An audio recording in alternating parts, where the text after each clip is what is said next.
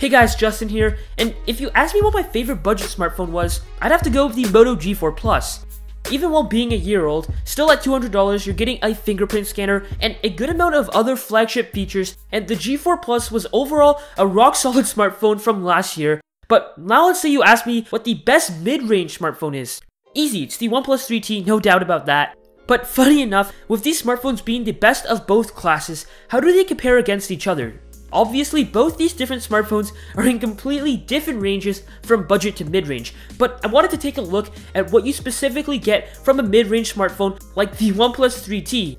So of course with these different smartphones, we do get some different prices, and with the OnePlus 3T being mid-range, it's currently at $440 for the 64GB variant, but jumping over to our budget Moto G4 Plus, they've got the price driven down to a much more friendly $200. And so along with these prices, the OnePlus 3T definitely has much more expectations to fill, such as the build quality, which you guys found one of the most important on Twitter. So checking out the Moto G4 Plus, it has a plastic build, plastic everywhere. Oddly enough, other than the fact that the phone feels pretty cheap in the hand, I actually really like the plastic build, as with this smartphone being my daily driver in the past, I've actually dropped it so many times, and I've only gotten light scratch and scuffs. And with the cheaper build quality, while the sturdiness does get a thumbs up from me, you can still tell that costs were cut for the much cheaper feel, which is something I felt they could have improved upon. Okay, so leaping across the spectrum, the OnePlus 3T comes with a full aluminum metal chassis, and dang, is it really clean with that midnight black. Although the OnePlus 3T is super slippery, it still does give you that very premium feel in the hand, kind of like you spent a lot of money, or that feeling that you spent a lot of money on this. But more than anything else though, what really hits me is that the device packs the build quality of a much more expensive flagship device. OnePlus 3T definitely wins in build and design by far, as it gives you that premium feel with the whole metal finish, and that's something the G4 Plus doesn't quite give you.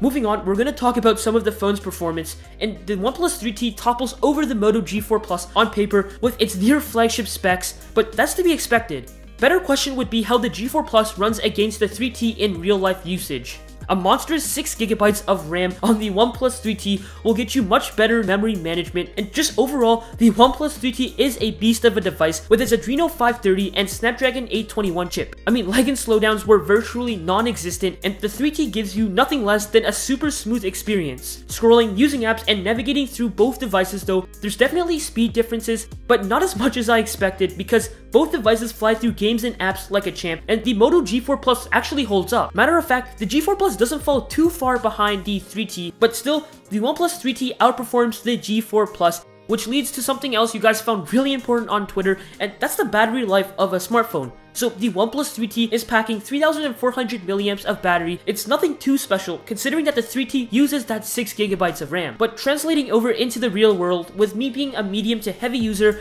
I'll probably get around a day of on-screen times, and sometimes a little over if I'm lucky or if I haven't used as much. Likewise, for the Moto G4 Plus, similar thing going on here. We've got 3,000 milliamps of battery, got me a little under a day of on-screen time, which is also pretty decent considering that this is a budget smartphone without the most power-hungry performance. Both phones have pretty great battery life, but nothing quite too special.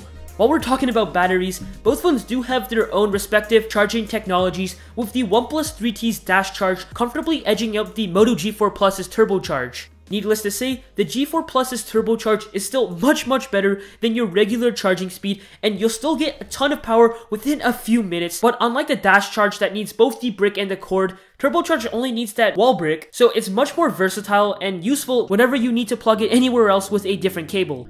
So while I'm talking about features, both phones come with fingerprint scanners, and with this being something more to be expected on the OnePlus 3T, the fact that the Moto G4 Plus comes with one while being a budget smartphone is pretty awesome by itself. Both devices' scanners are extremely accurate, but the OnePlus 3T scanner is much faster, but honestly though, it's not enough to make a huge difference in everyday life.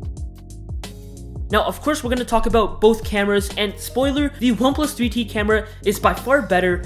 The contrast is deeper and photos are much sharper. Might I mention, dynamic range is stunning on the 3T as well.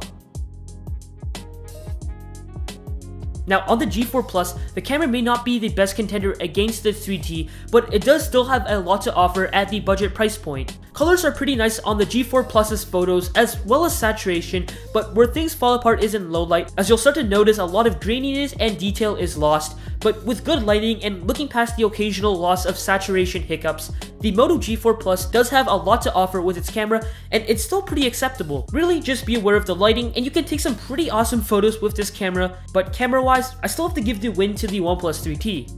Okay, so blasting are the displays, and the G4 Plus is able to match up against the OnePlus 3T with both of their screens being the 1920 by 1080p resolution. But where things change is in the colors, as the 3T comes with an AMOLED display offering much deeper blacks and whites and stunning color vibrancy. The G4 Plus's IPS display isn't way too off the grid, still also offering really accurate color reproduction and good brightness levels, but just not at the OnePlus 3T level. But with the OnePlus 3T out of the equation, the G4 Plus has a fairly nice display. Software-wise, almost stock Android on both devices, not much to compare in that sense. So there you have it, a budget phone, the Moto G4 Plus, versus a mid-range device, the OnePlus 3T, and while the 3T still tops out, the G4 Plus doesn't fall too far behind. Sure, if you have that extra $240, the 3T is the way to go, being one of the best mid-range devices we've seen all year, but if you're looking for that more budget-friendly option, the G4 Plus wins in a heartbeat. Like I said, you're getting some pretty acceptable performance and some other flagship features at a budget price with the Moto G4 Plus, making it my daily driver in the past, and I'm pretty sure most people will also be pretty happy with the Moto G4 Plus, making it as their daily driver as well. Anyways guys, that's all I've got, and if you didn't get a chance to vote on Twitter, let me know in the comment section down below which features that you find most important on a phone. Also, if you enjoyed, let me know by hitting that thumbs up button down below, and of course subscribe if you want to see some more tech content like this. I have some more cool stuff lined up. Other than that, thank you guys so much for watching, and I'll see you guys next time.